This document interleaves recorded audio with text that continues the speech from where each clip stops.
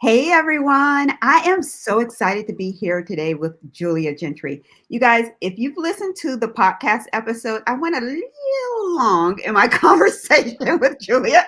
Usually it's like 30 minutes. I think we talked for 56 minutes. And that's because the information was so good. I read the book, I've had a chance to talk to you. It was super powerful. It's still impacting. So I wanted to bring you back today, Julia, live so hopefully there's some folks out there who may have some questions for you and they'll get that opportunity to get those questions answered. So again, Julia, thank you so much for being here today.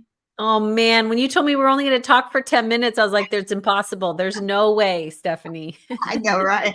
That's why we had some pre-time together. Everyone, welcome once again to Hello Hot Flash Live, where we help you understand everything that's going on as it relates to menopause.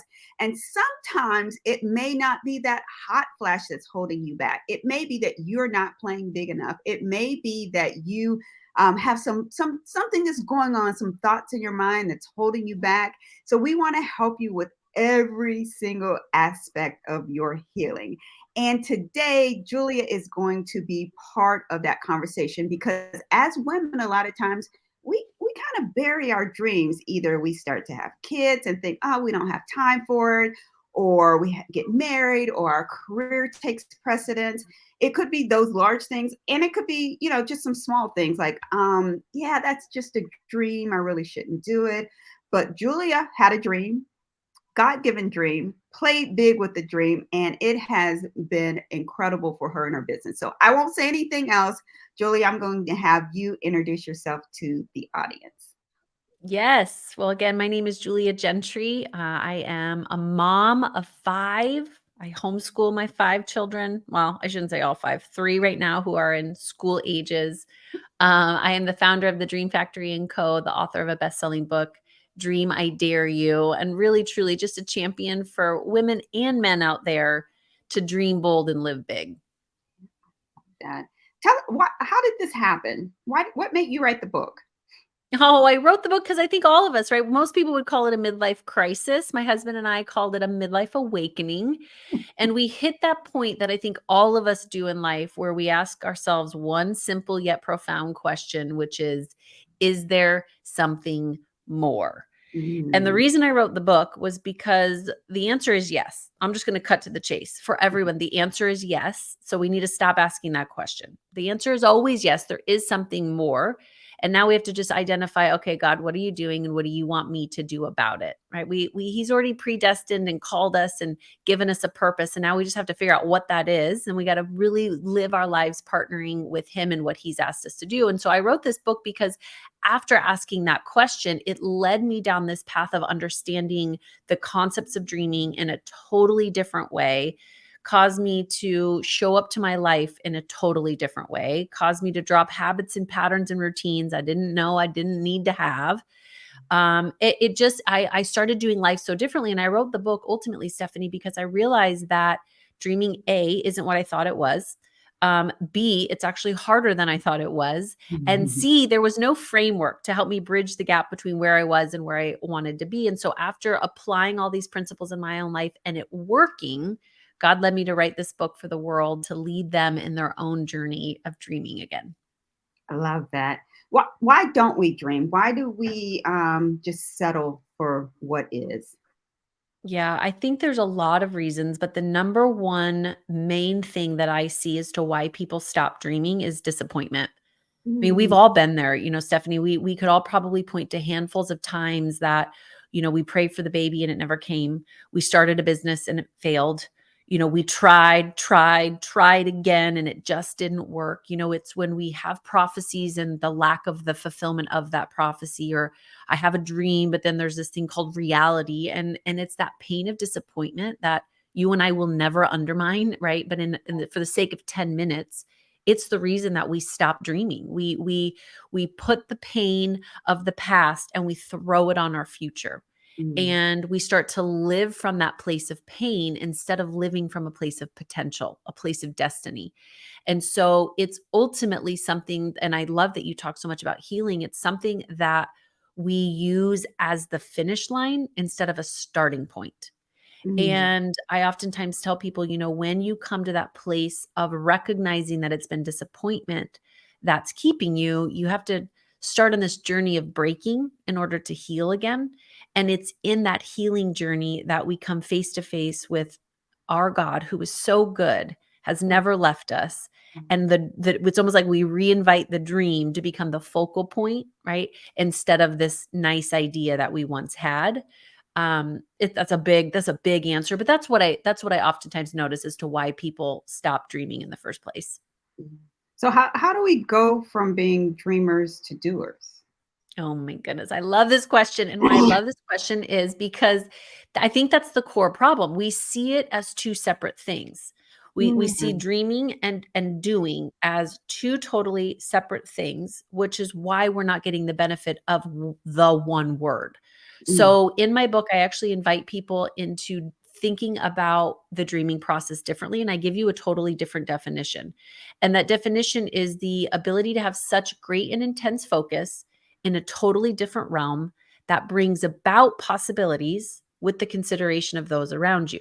mhm. Most of us see dreaming as one of those things, right? We Right. see it as something that happens at nighttime.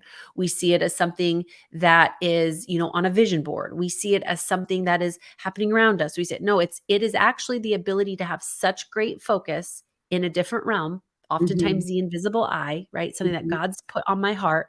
And it's my ability to bring it about while thinking of those around me. That's what it means to dream. So it's actually one in the same, which also means, especially for us women, I think it's really good for us to hear that it's the least selfish thing we could do because mhm. we're actually thinking about the people around us. We're thinking about our kids. We're thinking about the world and recognizing that, oh my gosh, everybody is waiting for me. They're waiting for me to be on fire about my life, on fire about the things that God's asked me to do there. It's waiting for me to show up, right? Yeah, Like it's yeah. waiting for me. So that's why I think it's actually one and the same. Love that. So let's say it's a year from now. What would you be doing a year from now if you could do anything?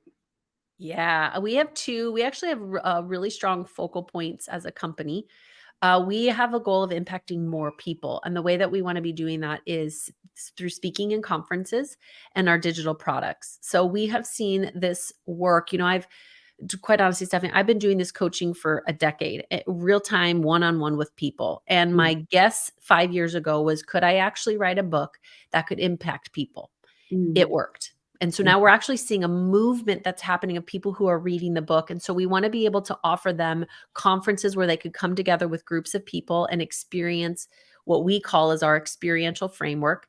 And then we also want to be packaging this in a digital course format where people from the comfort of their own home can actually have, right, these 1, 2, 3 step guides to continue to work through the process, through their dreaming, journeys, wherever they're at in that process, whether they're moms or they're working or starting businesses. So in a year, we not only want to be there, that's where we will be.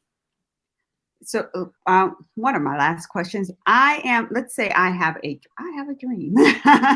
What would be a piece of advice that you would give me as it relates to that dream or thought that I may think, this is the wrong time, or is it this really going to work? Yeah, I think it's the simple stupid hard answer, and I wish that I could give everyone a purple pill and it would just happen like that, but the two hardest days are going to be the day that you start and then the day that you want to quit. And at some Mm, level, there's no convenient day. So the first day is today. It's just the day that you will start. And then right. the next day will be tomorrow. It will be the day that you want to quit. It'll be this afternoon. It'll be when you want to convince yourselves that there's not enough time, not enough money, not enough resources. People won't like it enough. We go to a place of scarcity, and it's going to be learning how to every single day dream stack is what I call it. So Mm, actually creating time in your calendar every single day to move your life, to move your decisions towards what you want most, not just what you want now. I love that so much. Hey, I'm going to check a couple of different platforms and see if we have any questions. So give me a moment here. I'm still navigating through all of these changes. Any additional words of wisdom that you'd like to give to folks while I'm looking here for any comments? Yes. Oh, I have, again, we talked for almost an hour last I time. I know, have right? I'll talk all day long while you're looking at additional questions. No, I think right now, Stephanie, I would just say people all the time are like dreaming. Have you looked at the world? Have you gotten on the news? Have you seen what's happening around us? And so what I just really want to encourage people is, and I said this going into this year, is that now is the most important pivotal time for us to be dreaming, because dreaming, yes, right, we're not taking into consideration what's going on around us, but we also have to realize that I have to bring to the world what's happening within me, and there are Mhm. solutions to some of the world's greatest problems right now, only they don't live out there, they live in here. And Yeah. so if there's a problem on a micro level, right, the education system, there's a solution and it's in you. Right. Or Mhm. you're reading a curriculum, right? Maybe you'd already homeschool and you're like, yeah, but there's a problem with this curriculum. I see it a better way. Great. That's in you, right? Or if you go, well, on economics level, I see issues at an economic level. I see issues with my church. There's issues in my marriage. Yeah, there is not. We will all see issues and problems around us. But what I want to encourage us is this ability to partner with what God is doing, what heaven is doing, and to actually live our lives in light of recognizing that we carry those solutions. And Mhm. the only way those solutions will manifest in the world around us is if we actually get in tune with what God has put on the inside of us and we realize, oh, I have a job to do. Like, that's my lane. That's my role. That's my part in this. Right. And so I think that we're living in a day and age that we could easily go, yeah, but it's getting darker and darker and crazier and crazier. But I still think that it's time for us to shine brighter and brighter. We don't need to be worried about the darker. The light always shines brighter than the darkest of times. And so we don't need to be lowering our standards to just fit the narrative. We need to be raising our standards to fit the truth and to let it shine. Yeah. I love this. Again, I got another hour in me, Julia, but I promised 10 to 15 minutes, so I'll hold on. This has been so amazing. I don't see any questions so far. I'm just checking one more time here. No questions so far, but we will post this on our YouTube channel at Hello Hot Flash Podcast. And for those who you caught the tail end of this, and or you loved what Julia was saying, you can also listen to her and see the show notes and all the links on how to get in contact with her by going to episode 80. So if you go to hellohotflash.com and look for episode 80, we get into an hour conversation, and it is so super impactful. That's why I have her back here today. Julia, before we wrap, can you tell folks how they can connect with you? Yes, that you can find me at the Julia Gentry anywhere. It's our website, it's Instagram, it's Facebook. We have a conference coming up on December 2nd through the 4th in Denver, Colorado, which you can not only come in person, but we also this year are launching a live stream option. But otherwise, you can follow my daily dreaming process, my daily dreaming stories on Instagram. You can go to the website to learn more about the book, the workbook, life group curriculum. I'd love to get connected. Awesome. Thank you so much once again for being here. Everyone, thank you so much for listening. We will be back next week for another episode of Hello Hot Flash Live. Make it a great day, and here's to your health.